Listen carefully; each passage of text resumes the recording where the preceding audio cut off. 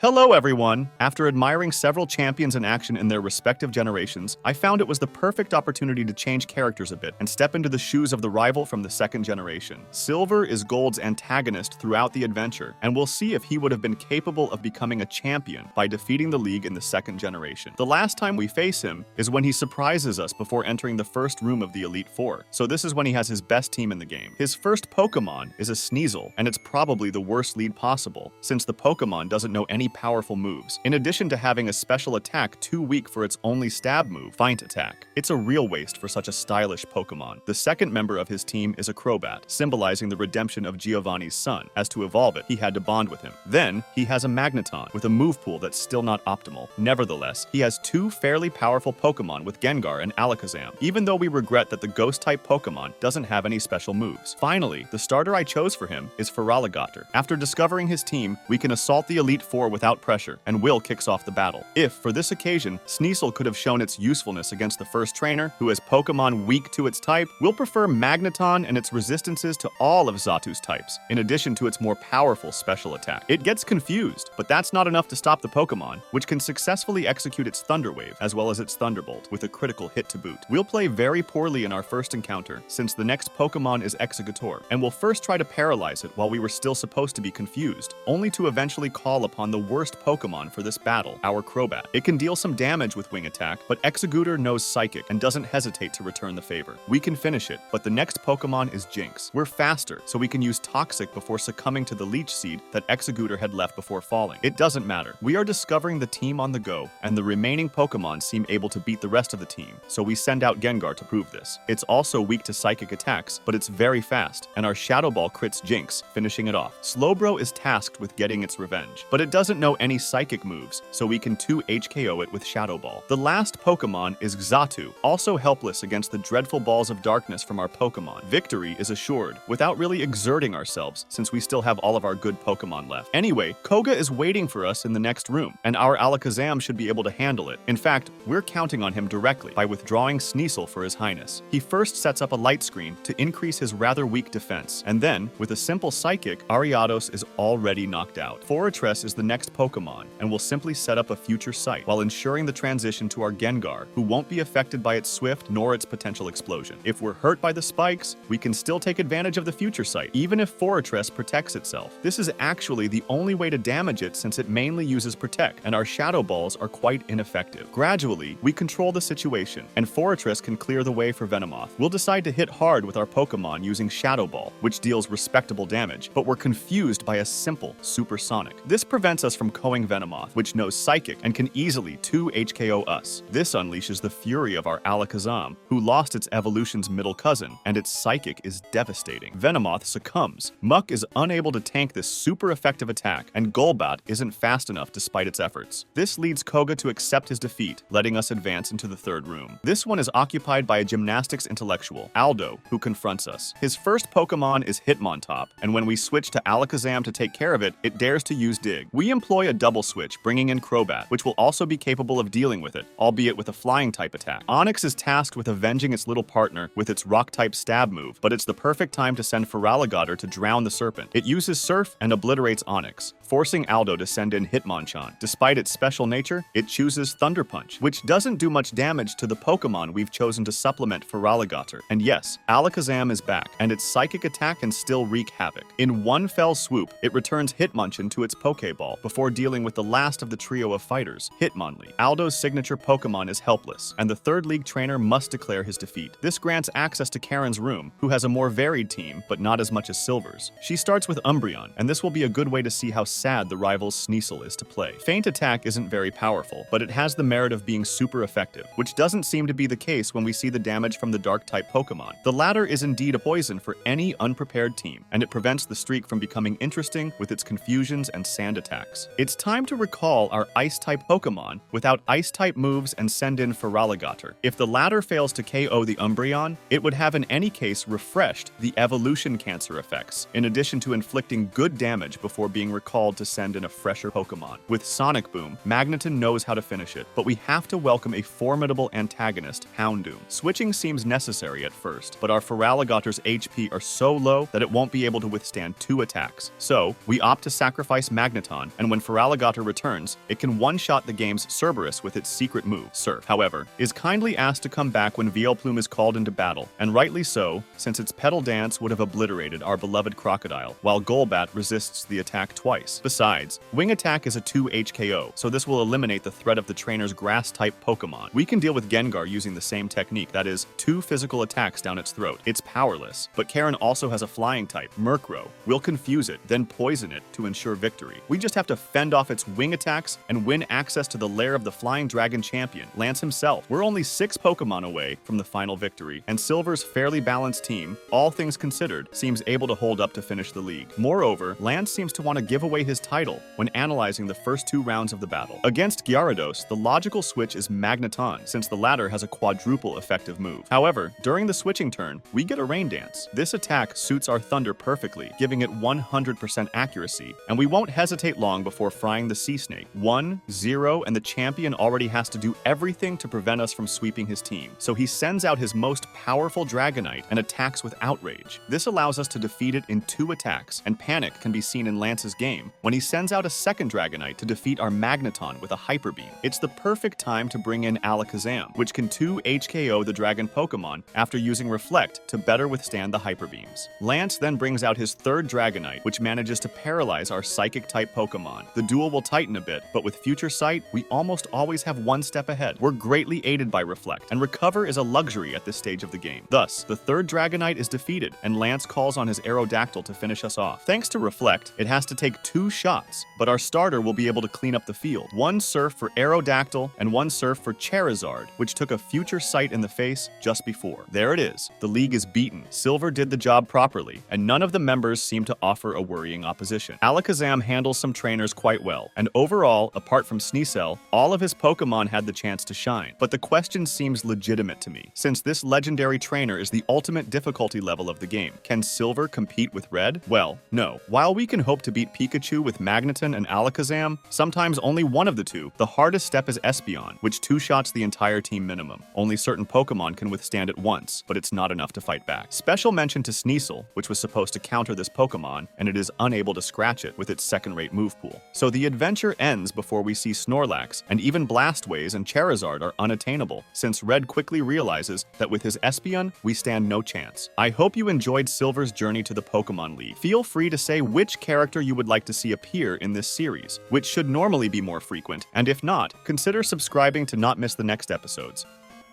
Au revoir.